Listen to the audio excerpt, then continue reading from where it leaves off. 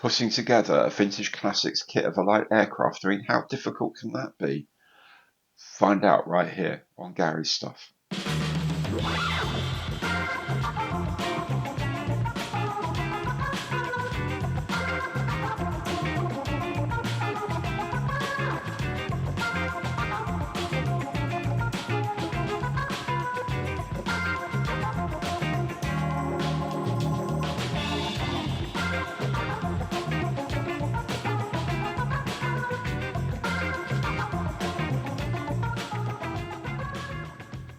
Hi, I'm Gary. Welcome to my channel. Welcome back if you've been here before. Today is build day on the kit of the week, and that kit is the Airfix Beagle 206 Basset in 1/72nd scale, a vintage classics release. Now, being a vintage classics release, it has a few problems that modern kits don't, but you know what? I think we've overcome pretty much everything and made a nice little kit. Now, if you enjoy the video, please do remember, give it the imperial thumbs up on the like button below, because every like counts.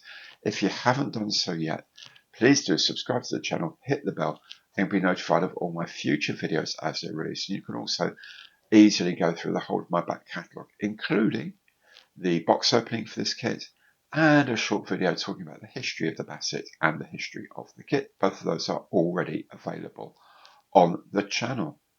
If you'd like to support the channel in a slightly more concrete way, then of course you can do that through super thanks, by becoming a channel member, or indeed by going through any of my online partner programs. So enough of all of that, let's make a start building the Beagle 206 Basset Vintage Classics release in 1/72nd scale from Airfix. So what I'm doing here, I'm figuring that the passengers probably have lap straps rather than full harnesses. So I'm going to just put some, so it's taking time to separate them. This is just tiny little bits of frog tape, stretches of frog tape that I've cut up and put on. And these are like a millimetre thick or something, just really thin. But then you can sort of drape them as if they've been left by someone ready to go. Don't all have to be crossed over. They can all, some can be left like this.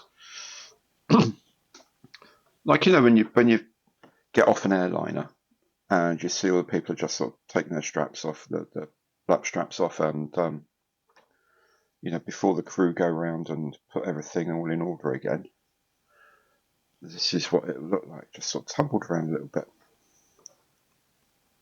Put these crossed over these ones.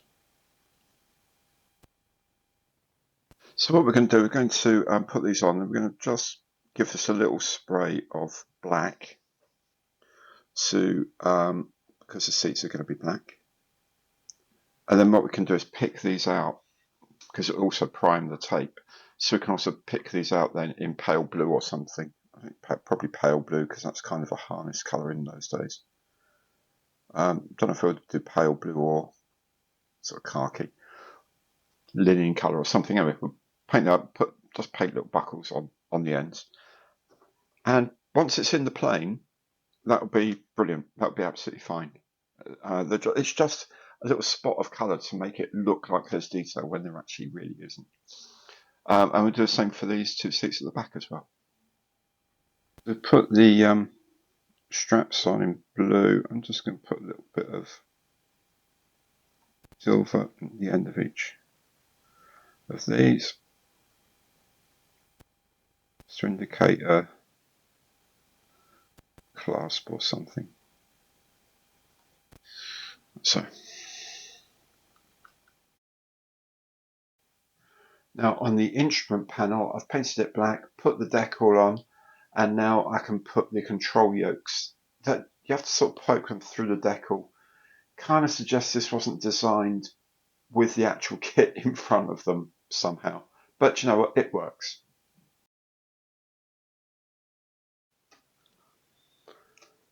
Okay, so I've done a basic coat of ocean grey, and then picked out some of the highlights in medium sea grey.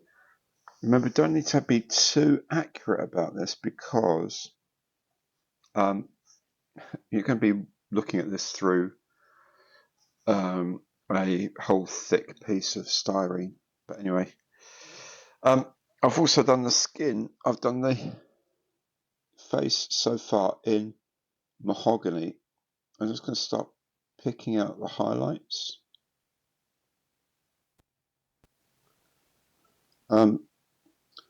Obviously, if you're using, if you want to an Afro-Caribbean or Asian tones, then you're going to start with a darker tone and then work up through something a little bit less Caucasian than this.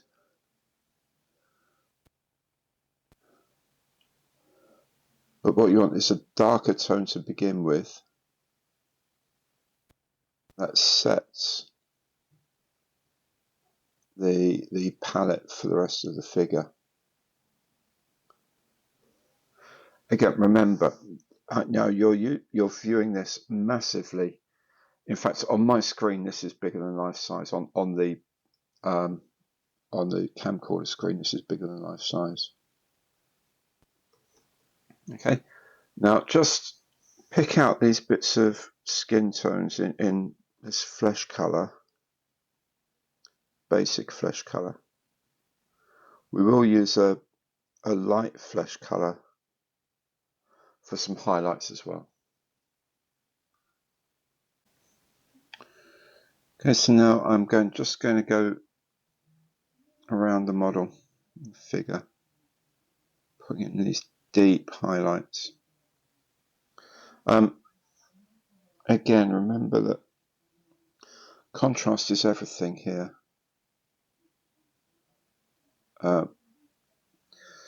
It doesn't matter if they look sort of rough. No, not rough. So they look too stark at this scale. First of all, there's a scale effect, so contrast and all that gets exaggerated by scale. So if you've got a small scale thing, it needs to have more contrast than a large scale thing. But also, as I've mentioned before, we're going to be looking at this through a piece of clear styrene. So it don't really matter too much because the styrene itself also sort of reduces the contrast. And it means also the lighting is darker inside the model. So it's more difficult to see things. Everything means you really need to just pump up these highlights a bit. And I'm going to actually do a bit more highlighting on this. But you can see I've gone around the inside of the bone dome, as I used to call it, the helmet, with black. Outlined some of these seams in black, also done the oxygen mask as well. But we'll just keep at it like that. So there's the figure pretty much done. You'll see I just added a tiny bit of extra highlight on the bridge of the nose and the brow there. Just added a tiny bit of pink to the cheeks here. Put in some colour in the cravat. Put a line around all of the fixtures and fittings, some shadow lines in. Put the silver buckles on, steel buckles on. Bone dome in plain white and black for the sun visor. I think that's it. I don't know, that because there's this bit at the back here, looks like it should be a Mae West, looks like it should be a life jacket, but I don't know. I don't think a life jacket is going to fit in there very well. Maybe it is. No, it's not. And also, if you're flying from, like, I don't know, Scampton to a diversion base, you're not really going to be worried that much about ditching in the North Sea, are you? So I'm not putting a life jacket on him, even though probably should have. But I think it looks fine as it is. So I can put these in the seat and then do that last little bit of seatbelt that I mentioned earlier on. So first of all, I'm going to put the seats on the pilot's and co-pilot's seat on. They just need a little bit of touch up of paint at the bottom, I think. But we'll put them in place first. Don't worry about things like that. If you are going to put on the bar at the back for the seatbelt, do make sure you leave it a little bit up from the back. Don't go right to the very bottom of the seat back. Leave it up slightly, because then it will sit on here quite nicely. We'll just let that set for a little while, and then we'll put the pilots on, and then the rest of the seatbelts. Hi, I was just looking at the first cut of the video, and I noticed I'd missed a bit off near the beginning. What it was that the pilots and co-pilots seats, the individual seats at the front, what I've done is put just a little bit strip of plastic round stock, like 1mm bar, across the bottom of the seat, just up from the bottom of the seat, like an anchor bar. And I've put a little bit of frog tape cut out like a strap to go there to act as an anchor strap. And what it is for the harnesses that come over the front. You'll see the harnesses later, but it doesn't make any sense if you look at the video and think, you know what, the seats in my Beagle Basset don't look like that. That's because I've added a little bit of round stock and a little bit of tape. Okay, sorry about that. See you later. So what we'll do then is add these bits of tape in as shoulder straps.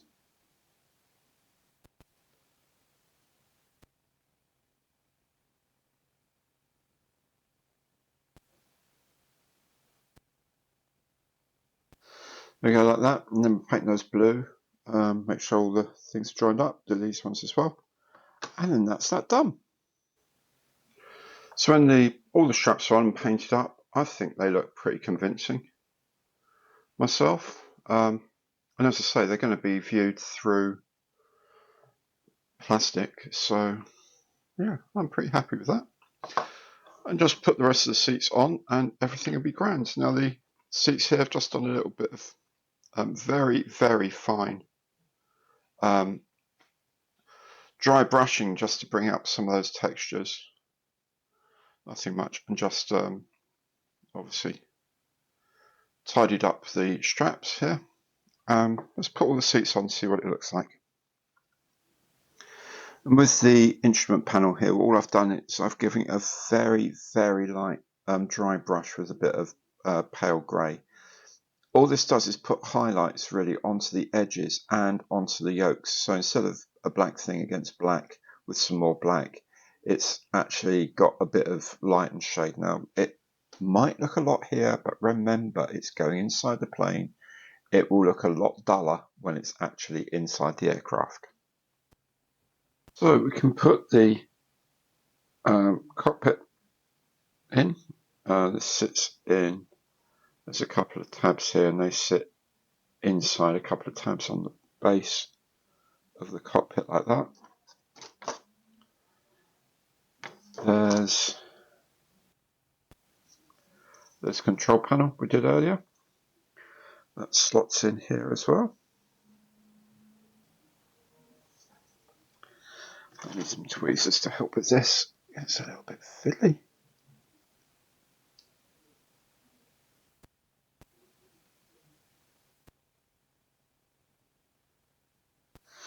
There we go, like this. Sorry, it didn't show you much of that, did I? There we go.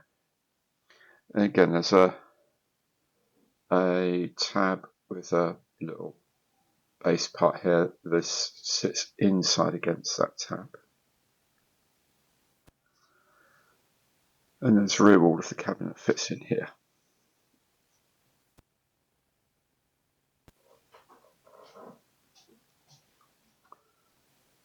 And with those all set up, we can glue the two halves of the fuselage together. So get them roughly right, get all the pins connected, get them lined up, tape it up, and finish it off with extra thin cement. The windscreen just clips in from the front like so. The very slender wings just come as two pieces. You can see at this end it just sort of stops short of the wingtip, so the wingtip is just one piece. There's no join in the wingtip itself. Just make sure it's all kind of lined up, and tape it up and glue it all together. Now, to put the engine front covers on and the propeller boss, you have to drill out this hole. This hole is not big enough, so I've drilled it out to about 2.5 millimeters because it has to take the back of this prop boss, the spindle axle, whatever you call it, of the propeller. So a little over 2.5 mil is the size. Because if you don't do that, then this piece won't fit on because it has the propeller axle runs through it. So when it goes on, the propeller axle comes out here and actually sits in the back of that. Then when those are done, we can put the wings on. They just slot into the side here. Is quite a snug fit. There we go. And yeah, just put them in like so. They'll sit at they have quite a high dihedral. Worry about the top, don't worry about the bottom. You can fill in the bottom later, but try and get the top right and the dihedral roughly right, because it's quite a strict, quite high dihedral, as you can see. Okay, so the aircraft's primed, and I was just checking out my comments and stuff like that, and saw one from Kevin Brindle. Kevin, thank you so much, pointing out that he didn't put enough nose weight in the front end of his Beagle, and in consequence it was a tail sitter. I haven't put any nose weight in mine because, and here's the thing, Airfix don't tell you to. I'm stupid, I follow instructions. So if you put even an optimistic view of where the wheels are going to sit, sure enough it sits backwards. So I've got to put some nose weights in. So what I'm going to do is drill a hole here right at the back of the undercarriage base. You won't be able to see it. And actually, I might even better use this. This one is just, I actually don't know what this is for. I don't think it's for a stand because the stand one was back here somewhere. I could probably drop nose weights through there, thinking about it. If not, then I'll drill a hole here and put nose weights in. I probably will here because I need to put some glue in to make sure there. So I'm going to drill a hole, put some lead shot in as nose weights, and then drop in some super glue to hold it all in place. You could, of course, use something like liquid gravity if you block off these holes temporarily because you're going to want to put the undercarriage, or put the undercarriage legs in, drill a hole here and inject some liquid gravity in. I don't know how much it needs. I'm just going to go with what I can go with. The position of the undercarriage here, the fact there's a leg right there, there's a point right at the back, and there's a point here, makes it look like the gear sits quite a long way back anyway, so maybe sort of along that axis. So it won't be too desperately much to change, but anyway, I have to do it. Why Airfix don't do it themselves, I don't know. It's beyond me. The instructions are reprinted. They do some work on the graphics as well because you can tell that some of the lines and circles are a lot sharper than the originals. So why they couldn't add in that you needed the nose weight is beyond me. But anyway, there we go. So that's my next project, is to put some nose weights in. What I use for nose weights here are these lead shot. They're used, the intended use is to make up your own weights if you're going scuba diving, to make your own weight belts. But I find they're good for this. They're just about 3 millimeters in diameter, so I've drilled a 3.2 hole We can just pop them in. Why am I doing them over the bag? Because they're tricky chaps and they will slip out of the tweezers, and this way I won't be losing any and running around the workshop trying to find them. 3.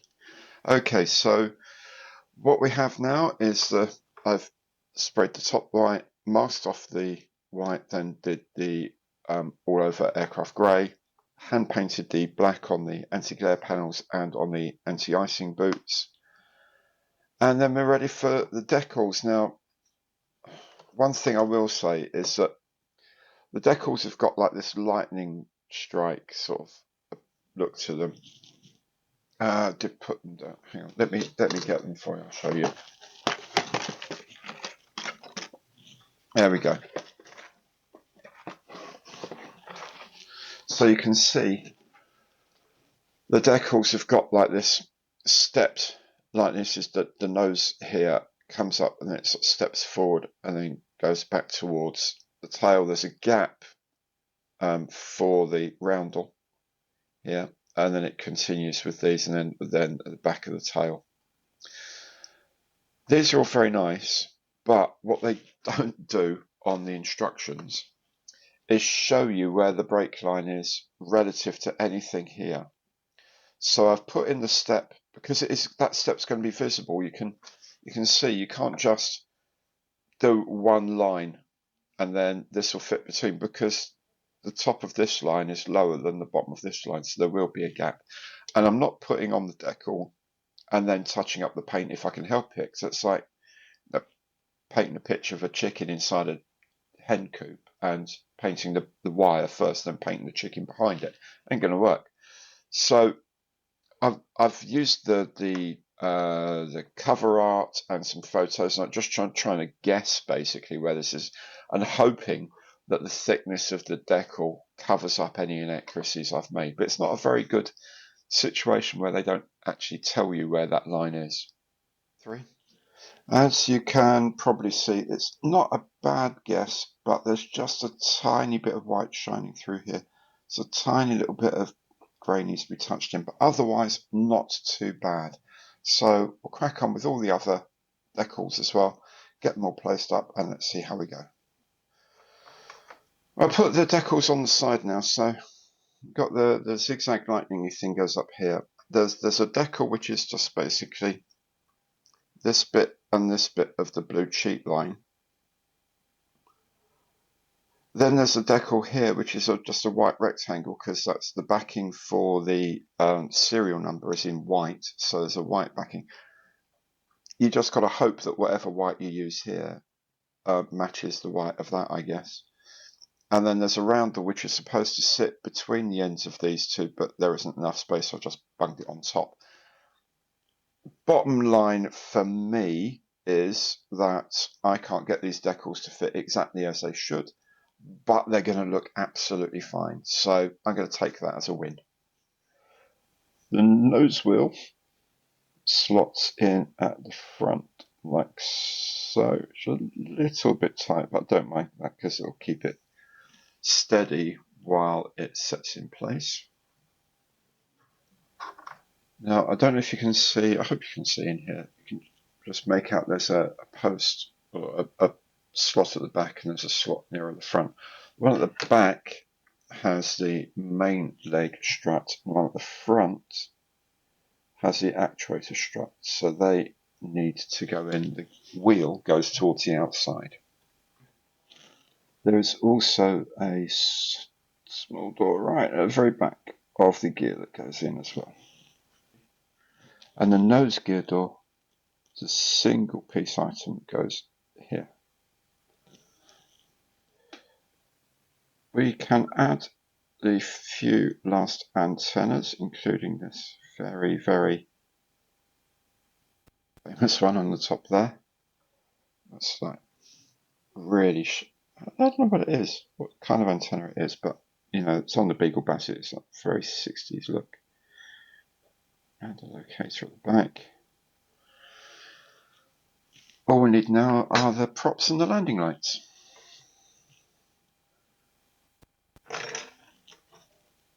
With everything fitted, it's time now to take off the paint masks. So there we have the Beagle 206 Basset CC Mark 1. I enjoyed this. I did enjoy making it. It was fun to do. I enjoyed putting in the extra straps. There's bits and pieces that are a bit of a pain, but you get around them. There's nothing here that's terribly difficult to do. It's a lovely little kit, actually. The only thing that lets it down are the instructions. But other than that, it's all very nice. The decals are lovely. The kit turns into a really nice plane, and it's a beautiful aeroplane. Would I build another one?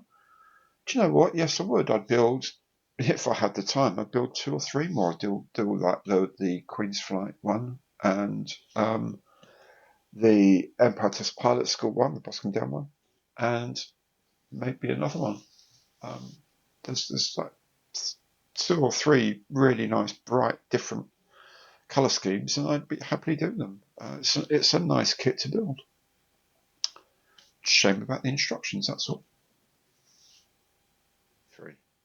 Right, well let's just look at these instructions again, because this is the only thing that lets this whole kit down in my mind. Front page, bin reset. I don't know if they've rewritten this text. It's fine, no problems with that. Absolutely lovely. So many instructions. I mean, these are all probably just taken straight out of a standard form. Icons the same, lovely, no problem with that. The instructions themselves, I don't have an issue with these 60s instructions, the way they're basically just an exploded view. You can kind of work out where things go. It's not a major issue. What I do have a problem is with the stuff that's not on there. For a start, there's I know it's a standard thing before you say so, but there's a thing here saying weight, adding weight. You need to add nose weight to this.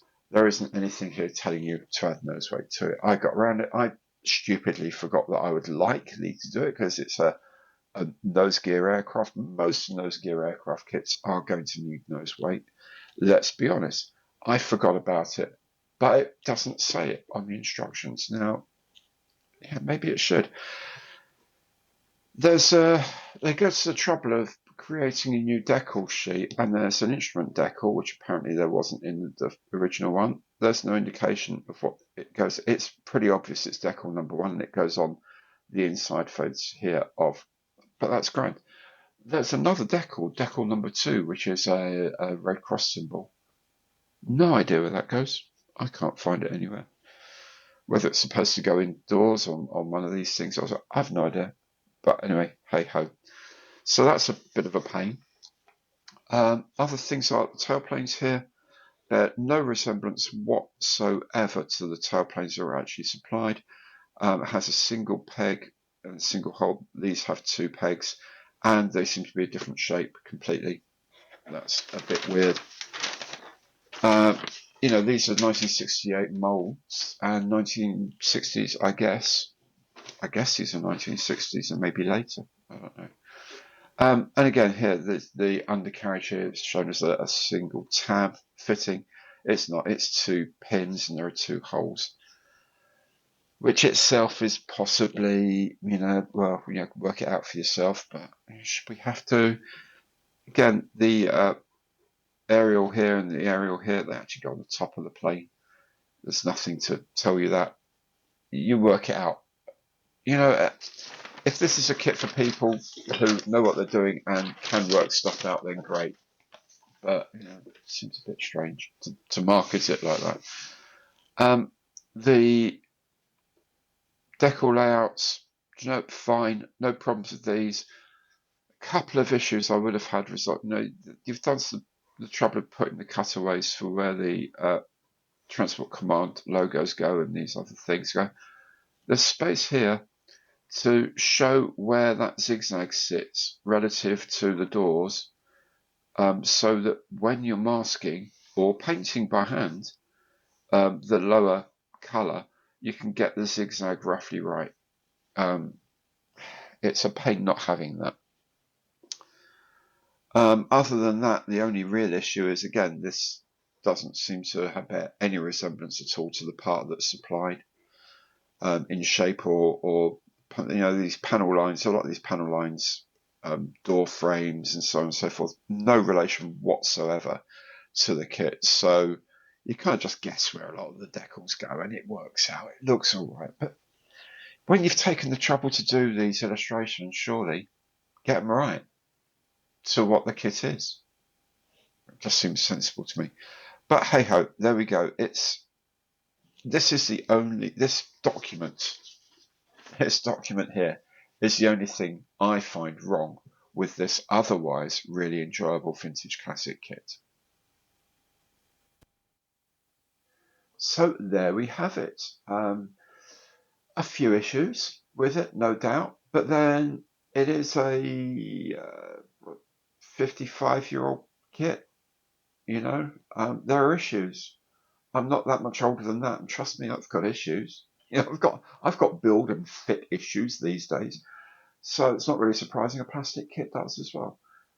I think that's the whole point of the Vintage Classics branding, is to say, look, this is a plane that it's a lovely plane, but it doesn't really justify us going all the way to a brand new molded kit. So we thought we'd get this, release it, maybe clean up the molds a bit, see what we can do. Remember, they replaced the glass parts on this with rebuilt molds for that. But just be aware, it's not a 2020s technology kit. It's a 1960s technology kit, and that brings issues. However, I still think it makes a lovely plane. I think the Beagle Basset's one of the prettiest light aircraft ever made. But let me know what you think. How have you made this kit? Have you made other vintage classics? Is there a vintage classic you'd like to see? Let me know in the in the comments box down there. Let's have a chat. Okay, well look, if you've enjoyed the show, and I really hope you have, do please remember Imperial thumbs up on the like button below, because every like counts. If you haven't done so yet, please do. Subscribe to the channel, hit that bell, and you'll be notified of all my future releases as they appear. Thanks so much for watching. Take very good care now. Goodbye.